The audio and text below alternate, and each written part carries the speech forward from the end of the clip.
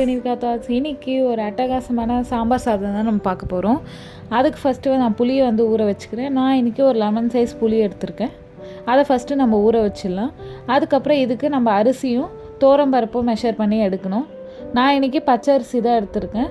பச்சை அரிசியில் செஞ்சிங்கன்னா சாம்பார் சாதம் இன்னுமே டேஸ்ட்டாக இருக்கும். அதுக்கு ஃபஸ்ட்டு நான் ஒரு கிளாஸ் எடுத்திருக்கேன். அந்த கிளாஸில் 3/4 கப் அரிசி எடுத்திருக்கேன். அதுக்கப்புறம் 1/4 கப் தோரம்பருப்பு ஆட் பண்ணியிருக்கேன்.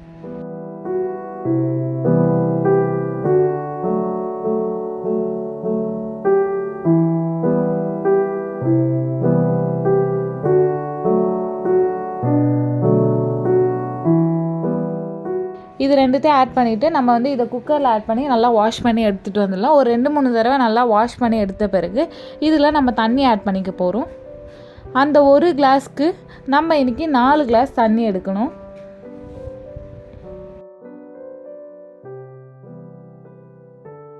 தண்ணி ஆட் பண்ணிவிட்டு இதில் ஒரு 1/2 டீஸ்பூன் உப்பு மட்டும் ஆட் பண்ணி மிக்ஸ் பண்ணிவிட்டு நம்ம இதை வேக வச்சு எடுத்துக்க போகிறோம். மீடியம் ஃப்ளேமில் 4 விசிலுக்கு இதை வேக வச்சு எடுத்துக்கணும்.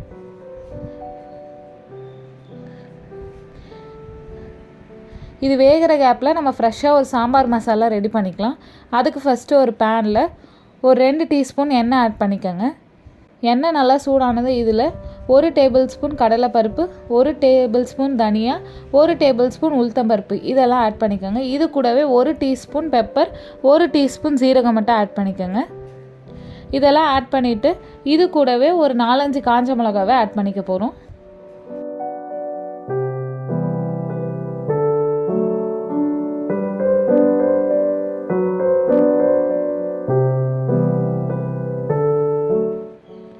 இது எல்லாத்தையும் நம்ம நல்லா ரோஸ்ட் பண்ணி எடுக்கணும்.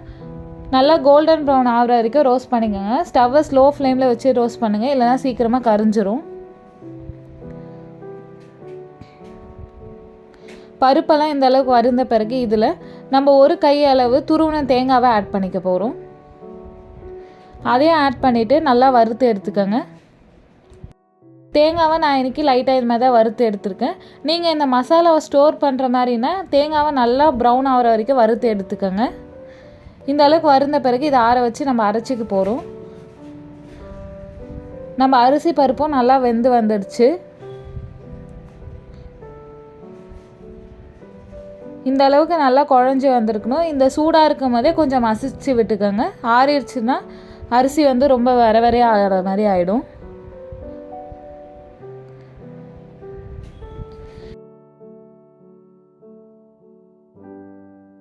இப்போ சாம்பாருக்கு தேவையான காய்கறிகளை நம்ம கட் பண்ணி எடுத்து வச்சுருக்கோம். இதுக்கு தக்காளி, வெங்காயம், பச்சை மிளகாய், கருவேப்பிலை, நான் இன்றைக்கி கேரட், பீன்ஸ், மாங்காய், சௌச்சவ், அதுக்கப்புறம் கத்திரிக்காயும் எடுத்திருக்கேன். நீங்கள் முருங்கைக்காய், காலிஃப்ளவர் உங்களுக்கு பிடிச்ச காய் எது வேணால் ஆட் பண்ணிக்கலாம். இப்போ நம்ம சாம்பார் ரெடி பண்ணோம். அதுக்கு ஃபஸ்ட்டு ஒரு கடாயில் ஒரு 3 டீஸ்பூன் எண்ணெய் ஆட் பண்ணிக்கோங்க. எண்ணெய் நல்லா சூடானதும் ஸ்டவ்வை ஸ்லோ பண்ணிவிட்டு இதில் 1/2 டீஸ்பூன் மஞ்சத்தூள், 1/2 டீஸ்பூன் பெருங்காயம் ஆட் பண்ணிக்கோங்க. இதை லைட்டாக மிக்ஸ் பண்ணிவிட்டு ஒரு 3 பச்சை மிளகாவை உடச்சி சேர்த்துக்கோங்க.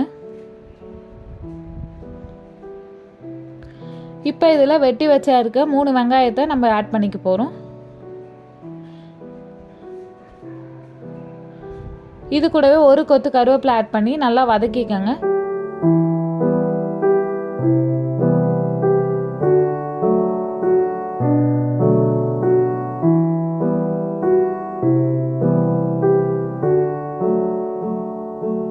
வெங்காயம் ஓரளவுக்கு நல்லா வதங்கின பிறகு இதில் ஒரு 3 தக்காளியை வெட்டி ஆட் பண்ணிக்கோங்க.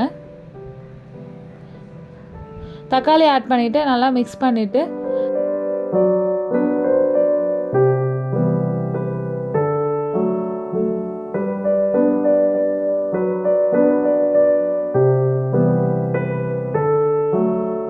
தக்காளியை ஒரு 10 நிமிஷம் நல்லா வேக வச்சுக்கோங்க. தக்காளி வெந்த பிறகு இதில் நம்ம வெட்டி வச்சுருக்க காயெல்லாம் ஆட் பண்ணணும். நான் இன்றைக்கி சௌச்சவ், பீன்ஸ், கேரட், அதுக்கப்புறம் கத்திரிக்காய் இது எல்லாத்தையும் ஆட் பண்ணிவிட்டு நல்லா மிக்ஸ் பண்ணிவிடுங்க. நம்ம மாங்காய் வந்து கடைசியாக தான் ஆட் பண்ணணும், இல்லைன்னா சீக்கிரமாக குழஞ்சி போயிடும். காயெல்லாம் ஆட் பண்ணிவிட்டு நல்லா நம்ம மிக்ஸ் பண்ணிக்கோங்க.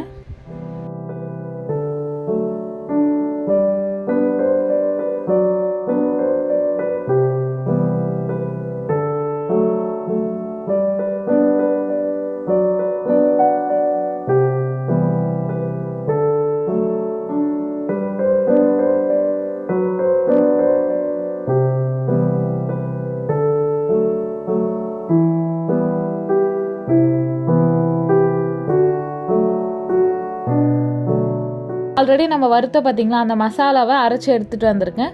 அதையும் வந்து நம்ம உள்ளே ஆட் பண்ணிக்கணும். மசாலாவே ஆட் பண்ணிவிட்டு நல்லா மிக்ஸ் பண்ணிவிடுங்க. மிக்ஸ் பண்ணிவிட்டு இதில் வந்து தண்ணி ஆட் பண்ணணும். காய் முழுகிற வரைக்கும் தண்ணி ஆட் பண்ணிக்கோங்க.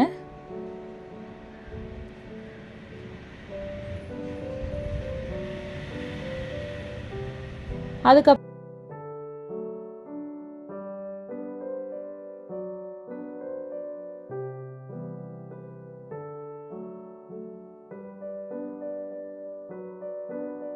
இதில் 1 டீஸ்பூன் உப்பு ஆட் பண்ணிக்கோங்க. நம்ம ஆல்ரெடி சாப்பாடுலேயே உப்பு ஆட் பண்ணியிருக்கோம், ஸோ பார்த்து ஆட் பண்ணிக்கோங்க. இதெல்லாம் ஆட் பண்ணிவிட்டு மூடி போட்டு நம்ம காயை இப்போ நல்லா வேக வச்சு எடுத்துக்கணும். ஒரு 15 நிமிஷம் கழித்து பார்த்திங்கன்னா காயெல்லாம் நல்லா வெந்து வந்திருக்கும்.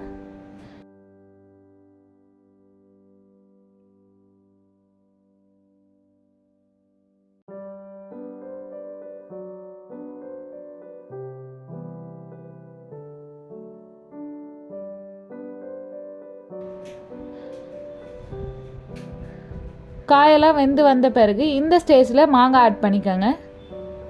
மாங்காய் ஆட் பண்ணிவிட்டு இதை மிக்ஸ் பண்ணிவிட்டு இப்போ புளி தண்ணி நம்ம ஆட் பண்ணிக்க போகிறோம். நான் ஃபஸ்ட்டு ஊற வச்ச புளி வந்து தண்ணி நிறைய வந்தது. நானாக ஃபஸ்ட்டு இந்த 1 கப் கொஞ்சமாக ஆட் பண்ணி பார்த்துட்டு டேஸ்ட் பண்ணிவிட்டு வேணும்னா ஆட் பண்ணிக்கலான்னு விட்டுட்டேன். லெமன் சைஸ் புளியில் வந்து எனக்கு 1 கப் ஃபுல்லாக வந்தது புளி தண்ணி. நான் அதில் வந்து பாதி மட்டும் தான் ஆட் பண்ணியிருக்கேன். அதுவே கரெக்டாக இருந்தது, ஏன்னா மாங்காய் வர போட்டிருக்கோம்.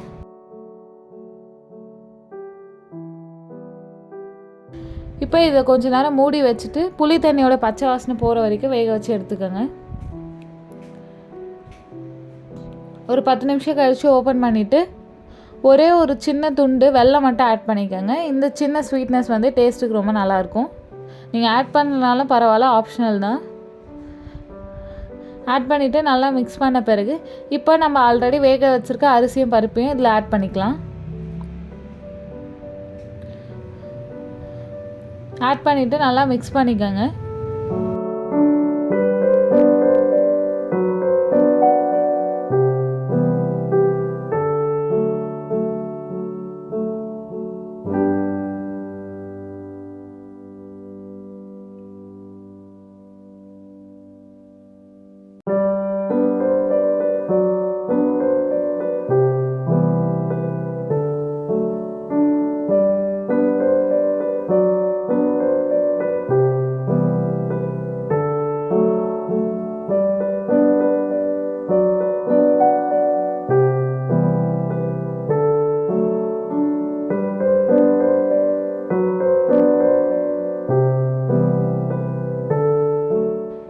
மிக்ஸ் பண்ணிவிட்டு ஃப்ளேமை வந்து ஸ்லோ பண்ணிவிடுங்க. இப்போ இதுக்கு நம்ம தாளிப்பு ரெடி பண்ண போகிறோம். அதுக்கு ஃபஸ்ட்டு ஒரு பேனில் தாராளமாக நெய் ஆட் பண்ணிக்கோங்க. நெய்யில் தாளிச்சிங்கன்னா டேஸ்ட் உண்மையாலே சூப்பராக இருக்கும். ஃபஸ்ட்டு இதில் கொஞ்சம் முந்திரி பருப்பை நம்ம பொரித்து எடுத்துக்க போகிறோம். முந்திரி பருப்பு பொரிஞ்ச பிறகு அதை ஒரு ஓரமாக எடுத்து வச்சுட்டு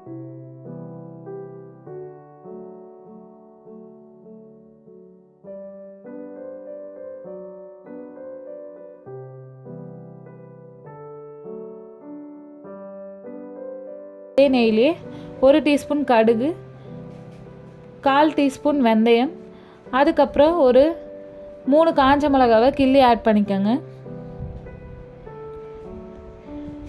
இது கூடவே ஒரு கொத்து கருவேப்பிலை ஆட் பண்ணிவிட்டு நல்லா பொரிய விட்டுருங்க.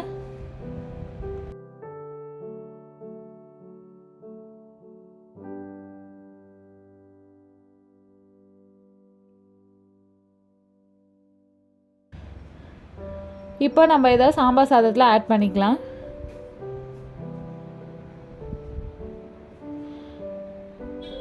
தாளிப்பு ஆட் பண்ணிட்ட பிறகு நம்ம ஆல்ரெடி வறுத்து வச்சுருக்க முந்திரி பருப்பையும் இதில் ஆட் பண்ணிக்கோங்க. கடைசியாக ஒரு கையளவு கொத்தமல்லி தழையும் ஆட் பண்ணி இறக்குனிங்கன்னா நம்மளோட சாம்பார் சாதம் அட்டகாசமாக ரெடி ஆகிடுச்சு. இதை மிக்ஸ் பண்ணிவிட்டு நீங்கள் கடைசியாக கூட ஒரு 2 டீஸ்பூன் நெய் ஆட் பண்ணிக்கலாம். எனக்கு நெய் அதிகமாக இருந்தால் ரொம்ப பிடிக்கும், ஸோ நான் எக்ஸ்ட்ராவே ஆட் பண்ணிக்கிட்டேன். உங்களுக்கு எந்தளவு கம்மியாகவோ இல்லை அதிகமாக வேணுனாலும் நீங்கள் அதுக்கேற்ற மாதிரி ஆட் பண்ணிக்கோங்க.